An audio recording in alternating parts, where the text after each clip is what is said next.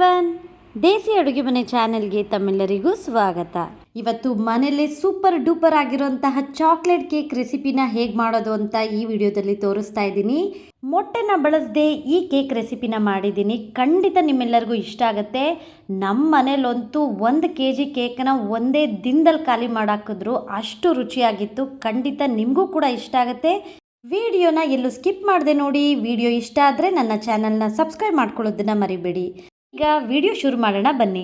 ಮೊದಲಿಗೆ 1/4 ಕಪ್ನಷ್ಟು ಎಣ್ಣೆನ ಹಾಕೋತಾ ಇದ್ದೀನಿ. ಅದಕ್ಕೆ 3/4 ಕಪ್ನಷ್ಟು ಸಕ್ಕರೆನ ಹಾಕೋತಾ ಇದ್ದೀನಿ. ಹಾಗೆ 2 ಟೇಬಲ್ ಸ್ಪೂನಷ್ಟು ವೆನಿಲಾ ಎಸೆನ್ಸ್ನ ಹಾಕ್ಕೊಂಡು ಕ್ಲೀನಾಗಿ ಮಿಕ್ಸ್ ಮಾಡ್ಕೋತಾ ಇದ್ದೀನಿ. 1 ನಿಮಿಷನಾದರೂ ಸ್ಪ್ಯಾಚುಲಾಯಿಂದ ಅಥವಾ ವಿಸ್ಕರಿಂದ ಕ್ಲೀನಾಗಿ ಮಿಕ್ಸ್ ಮಾಡ್ಕೊಳ್ಳಿ.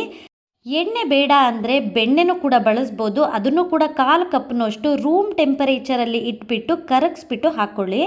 ಎಣ್ಣೆ ಜೊತೆ ಸಕ್ಕರೆನ ಚೆನ್ನಾಗಿ ಮಿಕ್ಸ್ ಮಾಡ್ಕೊಂಡಿದ ನಂತರ ಜರಡಿಗೆ 1 ಕಪ್ನಷ್ಟು ಮೈದಾ ಹಿಟ್ಟು, 1/4 ಕಪ್ನಷ್ಟು cocoa powder, 1 table spoon baking powder ಹಾಗೆ ಅರ್ಧ ಟೇಬಲ್ ಸ್ಪೂನಷ್ಟು ಬೇಕಿಂಗ್ ಸೋಡಾನ ಹಾಕ್ಕೊಂಡು ಕ್ಲೀನಾಗಿ ಜರಡಿ ಮಾಡ್ಕೋತಾ ಇದ್ದೀನಿ. ಈ ರೀತಿ ಮಾಡೋದ್ರಿಂದ ಗಂಟು ಬರಲ್ಲ ನಾವು ಮಾಡೋ ಕೇಕ್ನಲ್ಲಿ.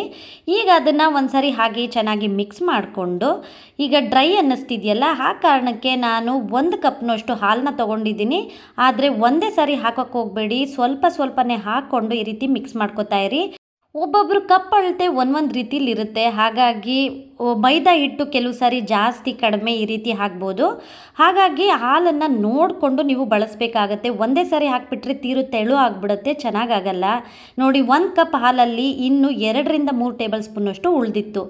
ಈ ರೀತಿ ಇರಬೇಕಾಗತ್ತೆ ಕನ್ಸಿಸ್ಟೆನ್ಸಿ. ನೋಡ್ತಾ ಇರ್ಬೋದು, ಈ ಕನ್ಸಿಸ್ಟೆನ್ಸಿಲಿ ಇರಬೇಕಾಗತ್ತೆ ನಾವು ಮಾಡೋ ಕೇಕು. ಗಂಟು ಇಲ್ಲದೆ ಇರೋ ರೀತಿ ಕ್ಲೀನಾಗಿ ಮಿಕ್ಸ್ ಮಾಡಿಕೊಂಡು ಅದನ್ನು ಪಕ್ಕಕ್ಕಿಡಿ. ಈಗ ಕೇಕ್ ಮೋಲ್ಡಿಗೆ ಒಂದು ಬಟರ್ ಪೇಪರ್ನ ಹಾಕ್ಕೊಂಡು ಎಣ್ಣೆನ ಸರುಕೋತಾ ಇದ್ದೀನಿ. ಅದಕ್ಕೆ ರೆಡಿ ಆಗಿರುವಂತಹ ಬ್ಯಾಟರ್ನ ಹಾಕ್ಕೊಂಡು 4 ಸರಿ ಹಾಗೆ ಕುಟ್ಬಿಟ್ಟು 10 ನಿಮಿಷ ಪ್ರೀ ಹೀಟ್ ಆಗಿರುವಂಥ ಓವನ್ಗೆ 35ರಿಂದ 40 ನಿಮಿಷ ಬೇಕಾಗೋಕ್ಕೆ ಇಟ್ಕೋತಾ ಇದ್ದೀನಿ. ಕೇಕ್ ಬೇಕಾಗೋ ಟೈಮ್ನಲ್ಲೇ ಒಂದು ಪಾತ್ರೆಗೆ ನೀರನ್ನ ಕುದಿಯೋಕೆ ಇಟ್ಟಿದ್ದೆ. ಅದ್ರ ಮೇಲೆ ಇನ್ನೊಂದು ಪಾತ್ರೆನ ಇಟ್ಬಿಟ್ಟು ಅದಕ್ಕೆ 100 ml ಹೆವಿ ಕ್ರೀಮ್ನ ಹಾಕ್ಕೊಂಡು ಅದಕ್ಕೆ 100 ಗ್ರಾಮ್ನಷ್ಟು ಡಾರ್ಕ್ ಚಾಕ್ಲೇಟ್ನ ಹಾಕ್ಕೊಂಡು ಅದನ್ನು ಕರಗಿಸ್ಕೊತಾ ಇದ್ದೀನಿ. ಇದನ್ನು ಡಬಲ್ ಬಾಯ್ಲಿಂಗ್ ಮೆಥಡ್ ಅಂತ ಅಂತಾರೆ. ನಿಮಗೆ ಡಾರ್ಕ್ ಚಾಕ್ಲೇಟ್ಸ್ ಎಲ್ಲ ಬೇಕಿಂಗ್ ಐಟಮ್ಸ್ನ ಮಾರ್ತಾರಲ್ಲ, ಆ ಅಂಗಡಿಗಳಲ್ಲಿ ಸಿಗುತ್ತೆ. ಈಗ ನೋಡಿ, ಚೆನ್ನಾಗಿ ಕರಗಿದೆ.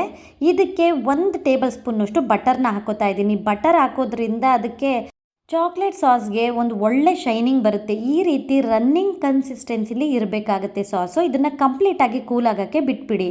ಕೂಲ್ ಆಗೋ ಟೈಮಿಗೆ ನಾನು ಕೇಕ್ ಬೀಟರ್ಗೆ 1 ಕಪ್ನಷ್ಟು ವಿಪ್ಪಿಂಗ್ ಕ್ರೀಮ್ನ ಹಾಕೋತಾ ಇದ್ದೀನಿ. ನಾನ್ ಡೈರಿ ವಿಪ್ಪಿಂಗ್ ಕ್ರೀಮು.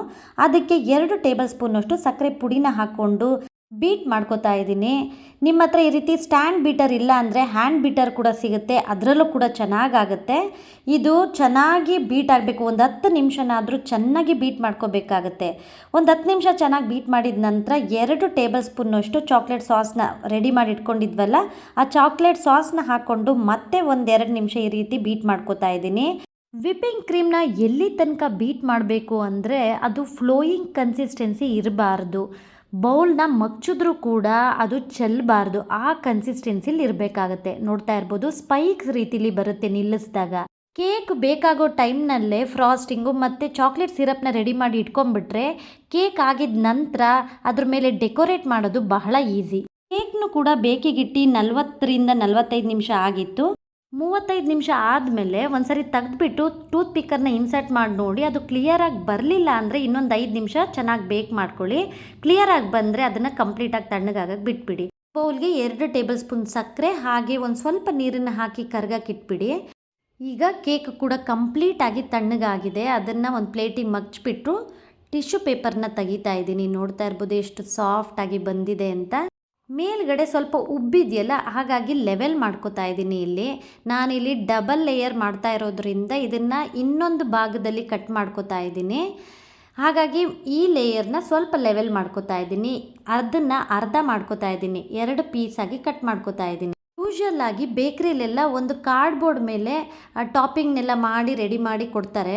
ನನ್ನ ಹತ್ರ ಕಾರ್ಡ್ಬೋರ್ಡ್ ಇಲ್ಲದೆ ಇರೋ ಕಾರಣ ಒಂದು ಪ್ಲೇಟಿಗೆ ನಾನು ರೆಡಿ ಮಾಡ್ಕೋತಾ ಇದ್ದೀನಿ. ಒಂದು ಲೇಯರ್ನ ಪ್ಲೇಟಿಗೆ ಇಟ್ಕೊಂಡು ಅದ್ರ ಮೇಲೆ ರೆಡಿ ಮಾಡಿ ಇಟ್ಕೊಂಡಿದ್ದಂಥ ಶುಗರ್ ಸಿರಪ್ನ ಹಾಕೋತಾ ಇದ್ದೀನಿ. ಅದ್ರ ಮೇಲೆ ಫ್ರಾಸ್ಟಿಂಗ್ನ ಹಾಕೋತಾ ಇದ್ದೀನಿ. ರೆಡಿ ಮಾಡಿ ಇಟ್ಕೊಂಡಿದ್ವಲ್ಲ ವಿಪ್ಡ್ ಕ್ರೀಮಿಂದ ಮಾಡಿರೋಂಥ ಫ್ರೋಸ್ಟಿಂಗ್ನ ಹಾಕೋತಾ ಇದ್ದೀನಿ. ನಿಮಗೆ ಎಷ್ಟು ತಿಕ್ನೆಸ್ ಬೇಕೋ ಅಷ್ಟು ತಿಕ್ನೆಸ್ಸಿಗೆ ನೀವು ಫ್ರೋಸ್ಟಿಂಗ್ನ ರೆಡಿ ಮಾಡ್ಕೊಬೋದು. ಕ್ಲೀನಾಗಿ ಸ್ಪ್ರೆಡ್ ಮಾಡಿಕೊಂಡು ಅದ್ರ ಮೇಲೆ ಇನ್ನೊಂದು ಲೇಯರ್ನ ಹಾಕೋತಾ ಇದ್ದೀನಿ. ಇದ್ರ ಮೇಲೂ ಕೂಡ ಅದೇ ರೀತಿ ಶುಗರ್ ಸಿರಪ್ನ ಹಾಕೋತಾ ಇದ್ದೀನಿ. ನೀವು ಈ ರೀತಿ ಸ್ಪೂನಿಂದನಾದರೂ ಹಾಕೋಬೋದು ಅಥವಾ ಬ್ರಷ್ ಥರ ಇದ್ದರೆ ಬ್ರಷಿಂದನೂ ಕೂಡ ಹಾಕೋಬೋದು. ಅದ್ರ ಮೇಲೂ ಕೂಡ ಈ ರೀತಿ ಫ್ರೋಸ್ಟಿಂಗ್ನ ಗಾರ್ನಿಷ್ ಮಾಡ್ಕೋತಾ ಇದ್ದೀನಿ. ಬೇಕಿಂಗ್ ಇಕ್ವಿಪ್ಮೆಂಟ್ಸ್ ಎಲ್ಲ ಬೇಕಿಂಗ್ ಐಟಮ್ಸ್ ಮಾರ್ತಾರಲ್ಲ ಆ ಅಂಗಡಿಲಿ ಸಿಗುತ್ತೆ, ಅಥವಾ ನಿಮಗೆ ಆನ್ಲೈನಲ್ಲೂ ಕೂಡ ನೀವು ಆರ್ಡ್ರ್ ಮಾಡ್ಕೊಬೋದು. ಇದನ್ನೆಲ್ಲ ನಾನು ಆನ್ಲೈನಲ್ಲೇ ತರಿಸ್ಕೊಂಡಿದ್ದೆ. ಈಗ ಇದನ್ನು ಸುತ್ತಲೂ ಕೂಡ ನಾನು ಅದೇ ಫ್ರಾಸ್ಟಿಂಗ್ನ ಹಾಕಿ ರೆಡಿ ಮಾಡ್ಕೋತಾ ಇದ್ದೀನಿ. ಡೆಕೋರೇಷನ್ನ ನೀವು ಯಾವ ರೀತಿನಾದರೂ ಮಾಡ್ಕೊಬೋದು. ನಂತರ ಈ ರೀತಿ ಲೆವೆಲ್ ಮಾಡ್ಕೋತಾ ಇದ್ದೀನಿ ಸುತ್ತ ನಾನು. ಈ 1 kg ಕೇಕ್ನೇ ನಾವು ಬೇಕ್ರಿಲಿ ತೊಗೋತೀವಿ ಅಂದರೆ ಕಡಿಮೆ ಅಂದರೂ 500ಇಂದ 600 ರುಪೀಸ್ ಆಗುತ್ತೆ. ಮನೇಲೆ ಎಷ್ಟು ಈಸಿಯಾಗಿ ಮಾಡ್ಕೊಬೋದಲ್ವಾ.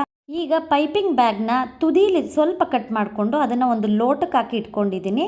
ಅದ್ರ ಒಳಗೆ ರೆಡಿ ಮಾಡ್ಕೊಂಡಿದ್ದಂಥ ಚಾಕ್ಲೇಟ್ ಸಾಸ್ನ ಹಾಕೋತಾ ಇದ್ದೀನಿ. ಅದ್ರ ಮೇಲೂ ಕೂಡ ನೀವು ಯಾವ ರೀತಿನಾದರೂ ನೀವು ಗಾರ್ನಿಷ್ ಮಾಡ್ಕೊಬೋದು. ಚಾಕ್ಲೇಟ್ ಸಿರಪ್ಪು ಮನೇಲಿ ಎಷ್ಟು ಈಸಿಯಾಗಿ ಮಾಡ್ಕೊಬೋದಲ್ವಾ. ಈ ಸಿರಪ್ ಒಂದು ಮಾಡ್ಕೊಂಬಿಟ್ರೆ ನೋಡಿ ಕೇಕ್ ಮೇಲೆ ಎಷ್ಟು ಚೆನ್ನಾಗಿ ನಾವು ಡೆಕೋರೇಟ್ ಮಾಡ್ಕೊಬೋದು ಅಂತ. ಇದನ್ನು ಹಾಕ್ಕೊಂಡು ನಾನು ಹಾಗೆ ಸ್ಪ್ರೆಡ್ ಮಾಡ್ಕೋತಾ ಇದ್ದೀನಿ.